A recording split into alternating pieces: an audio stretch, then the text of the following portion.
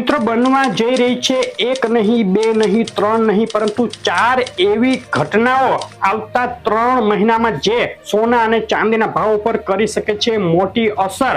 તો કઈ ઘટના ક્યાં બનવાની છે, ક્યારે બની શકે અને તેની સોના અને ચાંદી ઉપર શું અસર થશે, સોનાનો ભાવ વધશે કે ઘટશે, તેની વાત આજે કરવાની છે। ખૂબ જ અગત્યનો શોર્ટ વિડીયો। નવા મિત્રો હોય પહેલી વાર વિડીયો જોતા હોય તેઓ ખાસ ચેનલ સબસ્ક્રાઇબ કરવાનું, ફેસબુક માંથી જોડેલા મિત્રો પેજ ફોલો કરવાનું ભૂલશો નહીં। સોના ચાંદી લાઈવ ભાવ ચેનલ અને ગૌરવ રાણીંગા ઓફિશિયલ ફેસબુક પેજ ઉપર તમારું સ્વાગત છે। આજની વાત ઝડપથી શરૂ કરીએ તો જે પાછલા દિવસોમાં સોના અને ચાંદીના ભાવમાં મોટો ઘટાડો જોવા મળ્યો છે। સોનાના ભાવમાં પ્રતિ 10 ગ્રામે 2500 રૂપિયા અને પ્રતિ 100 ગ્રામે 25,000 સુધીનો ઘટાડો અને ચાંદીના ભાવમાં પ્રતિ કિલોએ 6 થી 7,000 નો ઘટાડો જોવા મળ્યો છે। આ ઘટાડાના જે કઈ કારણો હતા તેની વાત આપણે પાછલી અપડેટમાં પાછલા વિડીયોમાં કરી હતી। જે મિત્રોએ ન જોયો હોય તેઓ ખાસ જોઈ લેજો। આજે આપણે વાત કરવાના છીએ આગામી 3-4 મહિનામાં શું એવી ઘટનાઓ કઈ બનવાની છે કે જે સોના ચાંદીના ભાવ ઉપર મોટી અસર કરવાની છે અને આ ઘટનાઓને લઈ કઈ બાજુ કઈ દિશામાં જઈ શકે છે સોના અને ચાંદીના ભાવ। વાત કરીએ સૌથી પ્રથમ આજના ભાવ જોઈ લઈએ આપણે તો અત્યારે સોનાનો ભાવ જે છે 78,600 રૂપિયા પ્રતિ 10 ગ્રામે 24 કેરેટ સોનાનો છે અને ચાંદીનો ભાવ 89,000 થી 90,000 વચ્ચે 999 ચાંદી પ્રતિ કિલોએ બોલાઈ રહ્યો છે। ઘટાડો થયો છે। આગળના દિવસોમાં અમુક ઘટનાઓ એવી બનવાની છે કે જે સોનાના ભાવને વધુ પ્રેશર આપી શકે, વધુ દબાણ આપી શકે, જ્યારે અમુક ઘટના એવી બનવાની છે કે જેને લઈને સોનાનો ભાવ વધી પણ શકે। શરૂઆત કરી લઈએ સૌથી પ્રથમ આપણે અમેરિકન ફેડ કે જેને 0.25% વ્યાજદરમાં ઘટાડો કર્યો 18 તારીખે, પરંતુ સાથે જ એવું નિવેદન આપી દીધું ફેડ ચેરમેન જેરોમ પોવેલે કે 2025 માટે જે પહેલા 4 વખત વ્યાજદર ઘટાડવાની વાત હતી તે ઘટાડી અને 2 વખત જ કરવામાં આવશે। તેની પાછળના મુખ્ય કારણો એ હતા કે જે અમેરિકન ઇકોનોમી છે તેના ડેટા જે આવી રહ્યા છે તે મજબૂત આવી રહ્યા છે। વ્યાજ દરોમાં ઘટાડો કરવાની ફરજ તો જ પડે જો ઇકોનોમી નબળી પડતી જતી હોય તો, પરંતુ ઊંચા વ્યાજદર સાથે અમેરિકન ઇકોનોમી પણ મજબૂત રહેતી હોય તો વ્યાજ દરોમાં ઘટાડો કરવાની જરૂર ન પડે, વધુ ઘટાડો કરવાની ફરજ ન પડે। તો આ કારણોથી અમેરિકન ફેડે એવો નિર્ણય લીધો કે આપણે હવે ઉતાવળ કરવાની જરૂર નથી, ઝડપથી વ્યાજદર આપણે નહીં ઘટાડીએ, 2025માં ફક્ત 2 વાર જ ઘટાડશું। આ કારણો, આ જે નિવેદન આવ્યું તેને લઈને સોના ચાંદીના ભાવમાં જબરદસ્ત ઘટાડો જોવા મળ્યો। દુનિયાભરની શેર બજારોમાં પણ ઘટાડો જોવા મળ્યો છે। હવે આગામી 3 મહિનામાં શું થઈ શકે આમાં પહેલા સમાચાર એ છે કે ફેડ આગામી 2 મહિના ઓછામાં ઓછા એટલે કે જાન્યુઆરી ફેબ્રુઆરીમાં વ્યાજદરોમાં કોઈ ઘટાડો નહીં કરે। તેની સાથે સાથે જે કાંઈ ડેટા આવતા હશે અમેરિકન ઇન્ફ્લેશનના, ઇકોનોમીના, તેની ઉપર નજર રાખશે। 2 મહિનામાં ઘટાડો નહીં કરે તેની સીધી અસર સોના ઉપર પ્રેશર તરીકે આવશે, એટલે કે સોનું એક દબાણમાં રહેશે। સાથે જ જો અમેરિકન ઇકોનોમીના ડેટા એવા આવવા માંડે કે ઇન્ફ્લેશન વધી રહી છે, ફુગાવો વધી રહ્યો છે, ઇકોનોમી નબળી પડી રહી છે, તો ફેડને માર્ચ મહિનામાં વ્યાજદર ઘટાડવાની ફરજ પડે। ઉપરા ઉપરી એવા ડેટા આવે કે જે ઇન્ફ્લેશન વધી રહી છે તો ફેડને તેની જે 2 વાર વ્યાજદર ઘટાડો કરવાની નીતિ છે 2025માં તેમાં ફેરફાર કરી 3 કે 4 વાર તરફ જવું પડે। આવું કંઈ થાય તો સોનાના ભાવમાં ફરીથી ઉછાળો આવી શકે, તેનાથી ઉલટું થાય તો સોનાના ભાવ દબાણમાં રહી શકે। તો આ હતા પહેલા સમાચાર, પહેલી ઘટના।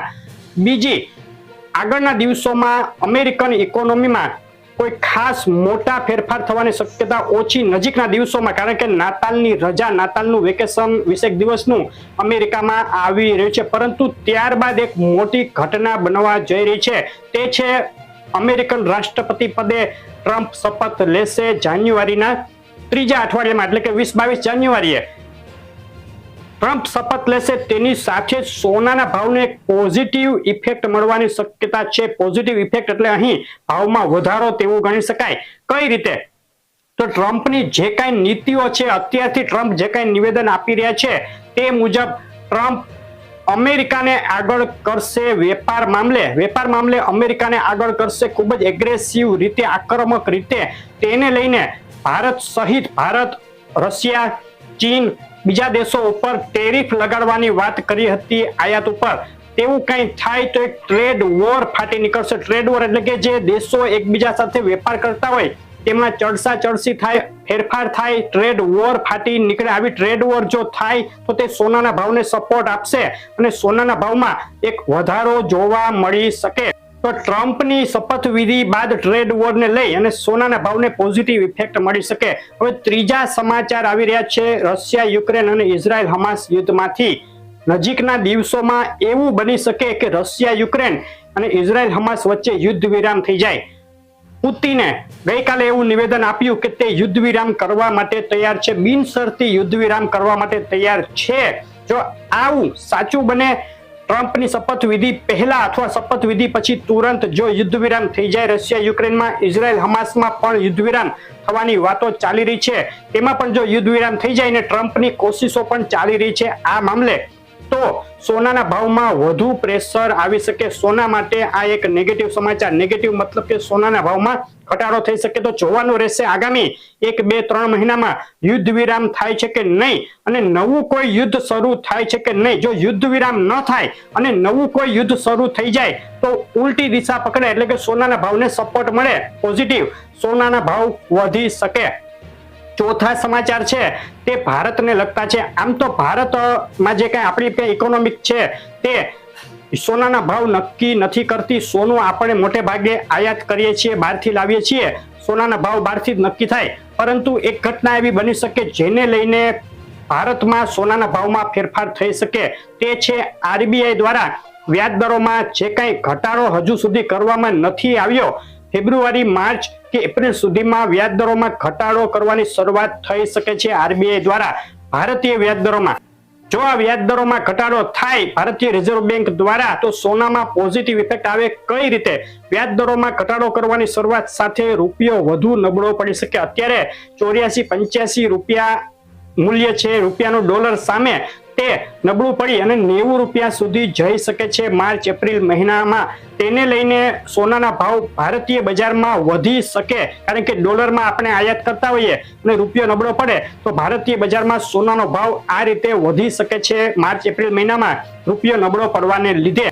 પરંતુ જોવાનું રહેશે કે ભારતીય રિઝર્વ બેંક વ્યાજ દરોમાં ઘટાડો કરવાનું શરૂ કરે છે કે નહીં. તો આ હતી મુખ્ય ઘટનાઓ આગામી સમયમાં જે બની શકે છે જેને લઈને સોનાના ભાવમાં ફેરફારો થઈ શકે. ટૂંકમાં આગામી દિવસોમાં સોનાના ભાવમાં મોટી વધઘટો સાથે એક દબાણ રહેવાની શક્યતા છે. આપણે અગાઉ પણ કહ્યું હતું કે જાન્યુઆરી, ફેબ્રુઆરી, માર્ચમાં સોનું પ્રેશરમાં રહી શકે, પરંતુ ત્યારબાદના સમય માટે સોનું હજુ પણ તેજીમાં રહે તેવી શક્યતાઓ છે જ. 2025ના અંત સુધીમાં 88-90 હજારના જે સોનાના ટાર્ગેટ આપણે આપેલા છે તે હજુ પણ યથાવત છે. જો આ દબાણ છે સોનાનું, જે જાન્યુઆરી, ફેબ્રુઆરી, માર્ચનું, અને જે કઈ ઘટનાઓ છે તે સતત તેની વિરુદ્ધમાં આવે, સોનાની વિરુદ્ધમાં, તો આગળ પણ સોનું પ્રેશરમાં રહે તો આ ટાર્ગેટમાં ફેરફાર થાય. તો આગળ આપણે જે કઈ આ એનાલિસિસ આપીએ છીએ તેમાં તેના ઉપર નજર રાખશું અને ખાસ તમને સમાચારો આપતા રહેશું. તો આ હતી આગામી મહિનાઓમાં જે કઈ ઘટનાઓ બની શકે અને સોનાના ભાવ ઉપર તેની અસર થઈ શકે તેના વિશેની માહિતી. આગળ આ રીતની ખાસ એનાલિસિસ આવતા જ રહેશે. રોજના લાઈવ ભાવ આપણે આપીએ છીએ, તે જોવાનું ચૂકશો નહીં. તમારા શહેરના ભાવ આવતા ન હોય, તેમાં નામ ન હોય તો અમને કોમેન્ટમાં લખીને મોકલી આપો તમારા શહેરના ભાવ, અમે તમને જણાવશું. અપડેટ કેવી લાગી ખાસ કહેજો. વિડીયો લાઈક, શેર કરવાનું, ચેનલ સબસ્ક્રાઇબ કરવાનું, ફેસબુકના મિત્રો પેજ ફોલો કરવાનું ભૂલશો નહીં. આભાર.